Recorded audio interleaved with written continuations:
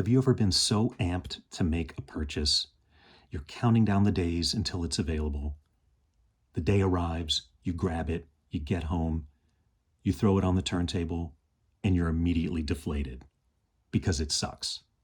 Well, this is an example of that.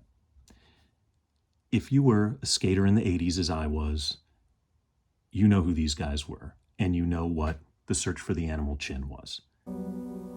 Good evening. Tonight's top story, legendary skater Wonton Animal Chin has been reported missing by friends and relatives.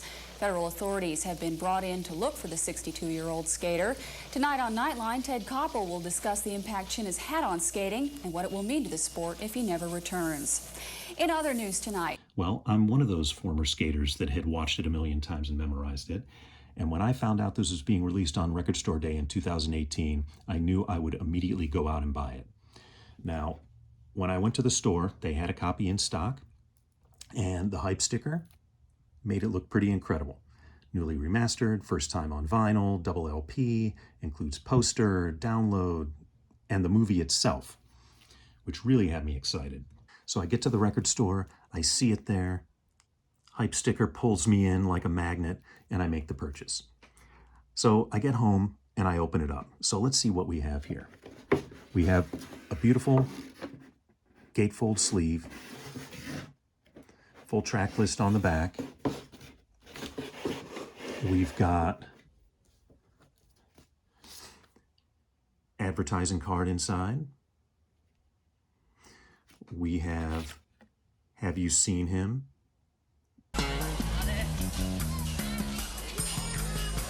With the animal chin right there. This is the download card for both the soundtrack and the movie itself. We have a full-size poster of Animal Chin right there.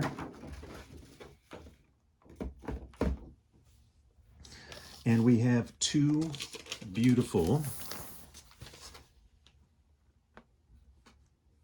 yellow LPs. So on the surface, this looks, keyword being looks, like a great release. And they spent a lot of money on it. But I didn't get it for the packaging. I'm 48 years old. I don't care about posters. I don't care about advertising cards. What I'm looking for is the soundtrack. And to be honest, you put those records on the turntable and it sounds just as good as that cassette I made when I was a kid, when I held my tape recorder up to the television and recorded it from the TV speaker. No way! It sounds horrible.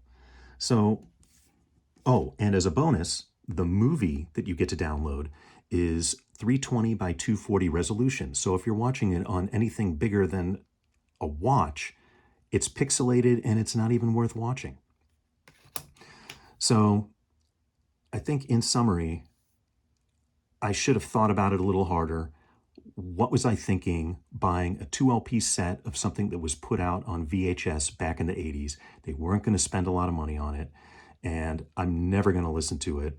To be honest, I think this would have been a much better release as a single LP with the full soundtrack and have the movie as much better resolution than 320 by 240. Nobody has watched anything in that resolution since we were watching real-time movies back in like whatever that was, 2004. So I should have known better. I should have thought about it before I dropped 25, 30 bucks, whatever for this. But let that be a lesson to you.